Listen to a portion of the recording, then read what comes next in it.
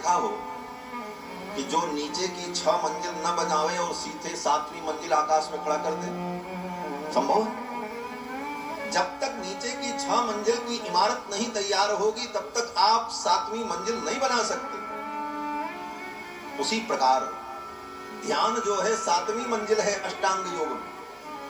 यम, नियम, आसन, प्राणायाम, प्रत्याहार, धारणा, तब ध्यान। और वो ध्यान स्थिर हो जाए तो समाधि, जो सतयुग में महर्षियों को प्राप्त था। उस समय ध्यान योग के द्वारा ही बड़े बड़े ऋषि मुनि महात्मा लोग, साधारण लोग भी भगवान को प्राप्त कर लेते। त्रेता युग आते आते लोगों के अंदर कामनाएं उत्पन्न हो गई। ध्यान योग की सिद्धि, समाधि की सिद्धि तभी होती है जब हमारा जीवन निष्काम हो, कोई कामना न हो। सतयुग में लोगों के अंदर सांसारिक कामनाएं नहीं होती। त्रेता युग आते ही लोगों के अंदर कामनाओं का बीज अंकुरित होने लगता है।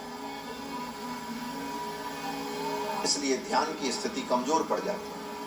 त्रेता युग आने पर जब जीवों के अंदर कामनाएं उत्पन्न होने लगती है तो भगवान स्वयं विचार करते हैं कि कामनाओं की पूर्ति के लिए कहीं ये व्यक्ति अज्ञान के मार्ग पर न चला जाए, अनैतिक मार्ग पर न चला जाए। इसलिए इसको वेद मार्ग की सीमा में रखने के लिए, शास्त्र की सीमा में रखने के लिए शास्त्रों के अंदर कामनाओं की पूर्ति के लिए अनेक प्रकार के विधान का वर्णन शुरू हो जाता है। ये बड़े बड़े यज्ञों का जो वर्णन है, अश्वमेध यज्ञ करो तो चक्रवर्ती सम्राट बन जाओ, वाजपेयी यज्ञ करो तो सम्राट की उपाधि मिल जाए, अमुक कर्म कर लो ये फल मिल जाए, अमुक यज्ञ करो, अग्निहोत्र करो, स्वर्ग की प्राप्ति हो जाए। इन कामनाओं की पूर्ति के लिए मार्ग से भटककर अधर्म के मार्ग पर न चले जाएं, इसलिए शास्त्र की सीमा में रह करके शास्त्र के द्वारा उनकी कामनाएं। तो त्रेता युग आते आते कामनाओं की पूर्ति में लग करके जीव भगवान से दूर होने लगता है। तो भगवान की प्राप्ति का भी साधन त्रेता युग में यज्ञ हो जाता है। यज्ञ से लोग भगवान को प्राप्त करते। त्रेता युग में बड़े बड़े राजाओं ने बड़े बड़े यज्ञ किए। त्रेतायाम यजतो मखई। द्वापर युग आते आते यज्ञ की विधा भी कमजोर पड़ जाती है। क्यों बोले? कामनाएं बढ़ जाती हैं और व्यक्ति का सामर्थ्य घट जाता है।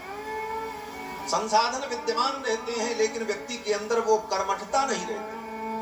व्यक्ति आलसी और प्रमादी होने लगता है, करना कुछ नहीं चाहता और फल सब चाहता है।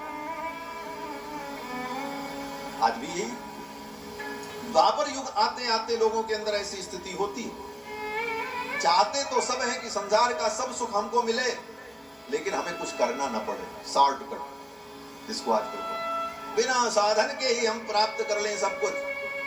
ऐसी स्थिति जब आती है कि बड़े बड़े यज्ञों को करने में बड़ी कठिनाई होती है। अब अश्वमेध यज्ञ करो तो अश्वमेध यज्ञ कोई छोटा मोटा यज्ञ 365 दिन लगता है, 1 साल तक चले तब पूरा अश्वमेध यज्ञ। वाल्मीकि रामायण में दशरथ जी ने जब अश्वमेध यज्ञ किया है, वर्णन है, पढ़ लेना। 1 वर्ष तक करो